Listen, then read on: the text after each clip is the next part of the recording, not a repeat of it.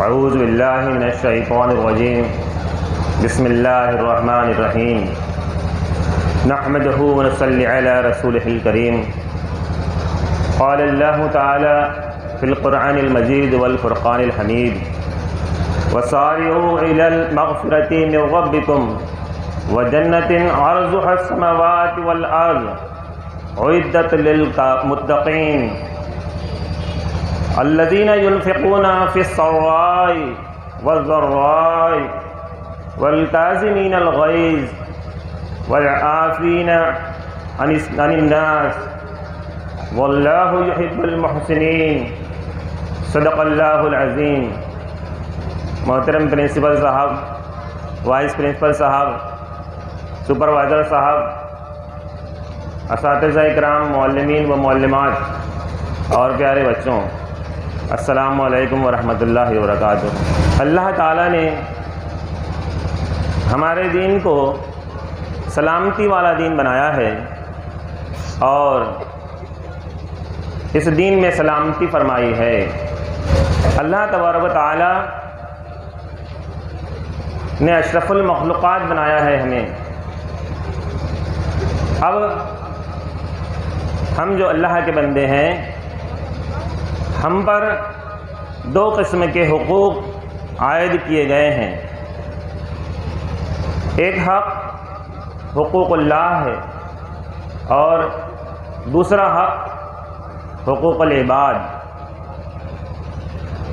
حقوق اللہ یہ ہے کہ بندہ اپنے معبود کی بندگی بجا لائے، اس کی معرفت حاصل کرے اور اس کے احکامات کے مطابق اپنی زندگی کو گزارے۔ اس کے احکامات کے مطابق زندگی گزارنے سے وہ بندہ اللہ کا مقرب بندہ بن جاتا ہے، اسے اللہ کی معرفت حاصل ہوتی ہے اور وہ نیک کاروں میں شامل ہو جاتا ہے۔ اور حقوق العباد وہ حقوق ہیں جو حقوق وہ اپنے افراد، اپنے ہمسائے، اپنے دوست، اپنے احباب، اپنے رشتہ داروں کے ساتھ، سماج کے لوگوں کے ساتھ برتاؤ کی شکل میں کرتا ہے۔ یہ برتاؤ اگرچہ بہترین ہو تو وہ بہترین اخلاق حسنہ بن جاتے ہیں۔ اخلاق حسنہ انسان کی وہ صفت ہے، وہ رویہ ہے جس میں وہ لوگوں کے ساتھ بہترین سلوک کرتا ہے، جیسے محبت، بھائی چارہ، عدل و انصاف، ایثار، قربانی۔ یہ تمام خصوصیات بہترین اخلاق والے اشخاص کی ہیں۔ اس لیے ہمیں بھی چاہیے کہ ہم بہترین اخلاق کا مظاہرہ کریں۔ حضرت محمد رسول اللہ صلی اللہ علیہ وسلم بہترین اخلاق پیش کیے، اور آپ صلی اللہ علیہ وسلم نے پڑوسیوں کے حقوق بھی کافی پیش کیے ہیں، جس کی وجہ سے صحابہ کو تشویش ہو جایا کرتی تھی کہ آپ صلی اللہ علیہ وسلم وراثت میں بھی پڑوسیوں کا حصہ نہ رکھ لیں۔ بہرحال جو میں نے آپ کے سامنے آیت کریمہ تلاوت فرمائی سورہ آل عمران کی، وَسَارِعُوا إِلَىٰ مَغْفِرَةٍ مِّن رَبِّكُمْ، دوڑو اللہ کی مغفرت کی طرف، وجنت اور جنت کی طرف۔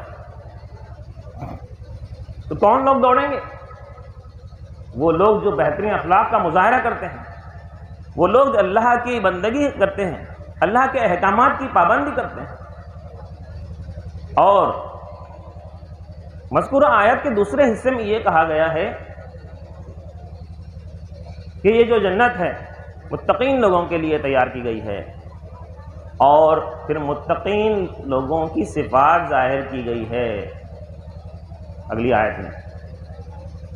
اور وہ کیا ہے کہ وہ لوگ خرچ کرتے ہیں والذین ينفقون فی السراء والضراء، جو خوشی کے حالت میں بھی خرچ کرتے ہیں اور جب وہ پریشان ہوتے ہیں جب بھی خرچ کرتے ہیں اپنا مال، اپنے بہترین اخلاق، بہترین اوصاف، جو ان کے پاس میں قیمتی چیز ہوتی ہے وہ خرچ کرتے ہیں. والذین ينفقون فی السراء والضراء والکاظمین الغیظ، اور برداشت کرتے ہیں غصے کو اور لوگوں کو معاف کرتے ہیں. والعافین الناس، اور لوگوں کو معاف کرتے ہیں. واللہ یحب المحسنین، اور اللہ پسند کرتا ہے احسان کرنے والوں کو، نیکی کرنے والوں کو. یہ صفات ہے نیکاروں کی جو اللہ تعالیٰ نے قرآن کریم میں واضح الفاظ میں بیان کر دیا ہے کہ ہم کو بندگی کرنا ہے اللہ کی، اللہ کے حکم کے مطابق زندگی گزارنا ہے. اور کیسے گزارنا ہے؟ معاف کر کے، بہترین اخلاق کا مظاہرہ کر کے، درگزر کر کے، غصے پر صبر کر کے. اور اللہ تعالیٰ ایسے ہی لوگوں کو پسند فرماتا ہے. عزیز طلباء و طالبات، حضور اقدس صلی اللہ علیہ وسلم نے بھی بہترین اخلاق والے اشخاص کے بارے میں فرمایا کہ تم میں بہترین شخص وہ ہے جس کے اخلاق اچھے ہوں. اسی طرح اور فرمایا کہ قیامت کے دن وہ مومن مجھ سے بہت زیادہ قریب ہوگا جس کے اخلاق اچھے ہوں. ایک جگہ اور فرمایا صلی اللہ علیہ وسلم نے کہ بہترین اخلاق والا شخص ایسے ہوتا ہے جیسے کوئی شخص ہمیشہ روزہ ہوتا ہے. اب ہمیشہ روزہ کیسے ہوتا ہے؟ روزے میں کیسے مظاہرہ کرتا ہے وہ؟ اس کے ذریعے کیے گئے اعمال بہتر ہوتے ہیں. تو ویسے ہی بہترین اخلاق والا شخص بھی ہوتا ہے. جب آپ صلی اللہ علیہ وسلم نے فرما دیا گویا کہ وہ حق بات ہے.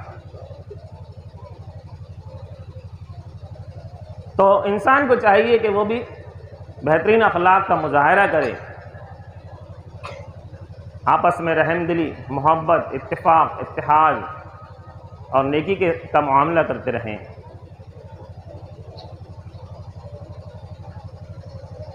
اور تعلیم اور اخلاقیات ایک دوسرے کے پر لازم و ملزوم ہیں. ایک سکے کے دو رخ ہیں. بہترین شخصیت سازی میں اخلاقیات اور تعلیم کا اہم کردار ہے. یہ دو باتیں جہاں پر آ جاتی ہے وہاں پر انسان کی شخصیت سنور جاتی ہے. یعنی شخصیت کی تعمیر میں تعلیم اور اخلاقیات از حد ضروری ہیں. یہ تو بات اب واضح ہو گئی کہ بہترین اخلاق انسان کو بہترین شخص بناتے ہیں. اور اسی طرح سے اب بہترین شخص بننے کے لیے تعلیم ضروری ہے. تعلیم زمانہ قدیم سے جاری و ساری ہے.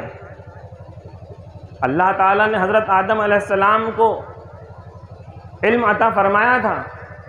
علم الاسماء، تمام چیزوں کا علم حضرت آدم علیہ السلام کو اللہ تعالیٰ نے بخش دیا تھا.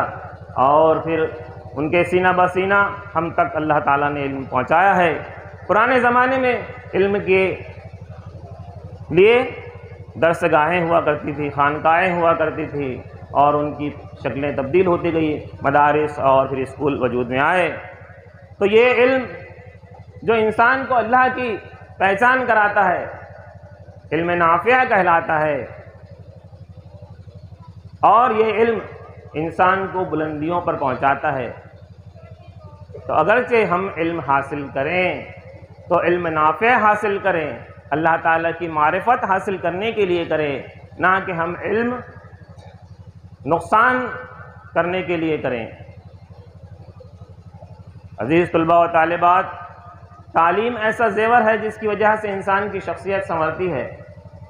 تو آپ اپنے طالب علمی کے زمانے میں اس وقت کو بیش قیمتی جانیے اور وقت کا صحیح استعمال کر کے علم حاصل کیجیے. علم حاصل کرنے کے لیے بھی بڑی فضیلت آئی ہے. الگ الگ جگہوں پر الگ الگ انداز میں بیان کیا گیا ہے کہ علم حاصل کرو چاہے تم کو چین جانا کیوں نہ پڑے. علم حاصل کرو ماں کی گود سے گور تک، تو اسی طرح سے تعلیم حاصل کرتے رہیں، اپنے آپ کو تعلیم میں لگائیں، اپنے وقت کو صحیح طور پر تعلیم کی طرف خرچ کریں اور نفع بخشنے والا علم حاصل کریں۔ ایسا نہیں ہے کہ ہم یہاں پر صرف اسکول میں ہی تعلیم حاصل کرتے ہیں یا صرف مدرسے میں ہی حاصل کرتے ہیں، بہت سے ذرائع ہیں جن سے ہم تعلیم حاصل کرتے ہیں، اور یہ تعلیم انسان کو اللہ کی پہچان کراتی ہے۔ چاہے موجودہ دور کا سائنس و ٹیکنالوجی کی تعلیم کیوں نہ ہو، اس کے اندر اللہ تعالیٰ کی معرفت کا راز چھپا ہوا ہے۔ جب کوئی ایسٹرونومیکل سائنس کا طالب علم بہترین علم حاصل کرنے کے لیے اور اللہ کی خوشنودی حاصل کرنے کے لیے جب اسے سیکھتا ہے تو اسے بھی اللہ کی تجلی چاند سورج ستاروں میں نظر آتی ہے۔ جب وہ غور و خوض کرتا ہے دن کے نکلنے میں اور رات کے ہونے میں، اجسام فلکی کی گردش میں، تو اس میں اللہ کی قدرت نظر آتی ہے۔ جب کوئی کیمسٹ کیمیکل ریئیکشنز کو لکھتا ہے تو مالیکیولز اس کے سامنے، ایٹمز اس کے سامنے ہوتے ہیں۔ الیکٹران پروٹون کا وہ مشاہدہ کرتا ہے اور اس کو پھر یہ حقیقت کا انکشاف ہوتا ہے کہ اللہ تعالیٰ کی کتنی بہترین قدرت ہے، کتنی بڑی قدرت ہے۔ جب ماہر حیاتیات کوئی سیل کو دیکھتا ہے جسے ہم برہنہ آنکھ سے دیکھ نہیں سکتے، جب الیکٹران مائکروسکوپی سے سیل کا مشاہدہ کیا جاتا ہے تو عجیب و غریب نظارہ ہوتا ہے کہ سیل آرگنیلز کس طرح سے اپنے کام انجام دے رہے ہیں۔ تو اس میں اللہ کی قدرت چھپی ہوئی ہے، پوشیدہ ہے۔ تو ایسا نہیں ہے کہ ہم یہ جو عصری علوم حاصل کر رہے ہیں یہ ہمارے لیے نقصان دہ ہے، بلکہ یاد رکھیے کہ یہ عصری علوم ہمیں اللہ کی معرفت حاصل کرنے کا ایک ذریعہ ہے۔ ہمیں یہ جو آیت پیش کی گئی ہے آپ کے سامنے، اس میں اللہ تعالیٰ کے نیک بندوں کی صفات بیان کی گئی ہے اور نیک بندے کیسے ہوتے ہیں، اور اس کا مقصد بھی بتا دیا گیا ہے کہ جنت، وسارعوا الی جنت۔ بس تو دو طریقے ہیں کہ ہم اللہ کے حکم کے مطابق زندگی گزاریں، اور کیسے گزاریں؟ بہترین اخلاق کر کے۔ آپ صلی اللہ علیہ وسلم نے فرما دیا کہ تمہیں بہترین شخص وہ ہے جس کے اخلاق اچھے ہوں، بس بات ختم۔ اللہ نے جنت کا وعدہ کر دیا، آپ صلی اللہ علیہ وسلم نے اپنی قربت کا وعدہ کر لیا، بس ہمیں کیا چاہیے؟ اس لیے حضرت انسان کو چاہیے کہ وہ اللہ کی معرفت حاصل کرے اور علم حاصل کر کے بہترین اخلاق کا مظاہرہ کریں، آپس میں بھائی چارہ، ہمدردی، محبت، عدل و انصاف کے ساتھ زندگی گزارے، ہماری وجہ سے کسی کو تکلیف نہ ہو۔ تم میں بدترین شخص وہ ہے جس کی وجہ سے اس کے پڑوسی ناراض ہیں۔ ہم کو اللہ تعالیٰ کے اور اس کے رسول کے ناراضگی نہیں چاہیے، ہم کو اللہ کا قرب چاہیے۔ تو یہ جو باتیں پیش کی گئی ہے ان کو ہمیں سمجھنا ہے اور اپنی عملی زندگی میں لانا ہے۔ باتیں تو بہت ہوتی ہے لیکن اصل مقصد یہ ہوتا ہے کہ ہم ان کو اپنی عملی زندگی میں لائیں۔ جب ہم ہماری عملی زندگی میں لائیں گے ہمارے سے بہترین اخلاق کا مظاہرہ ہوگا اور ایک بہترین معاشرہ وجود میں آئے گا۔ تو میں امید کرتا ہوں کہ یہ جو باتیں آپ کو کہی گئی ہے آپ اس پر عمل کریں گے نا؟ ہاں، تو ان تمام باتوں پر عمل کرنے کی توفیق عطا فرمائے اللہ تعالی ہمیں۔ جزاک اللہ خیرا کثیرا۔ السلام علیکم ورحمۃ اللہ۔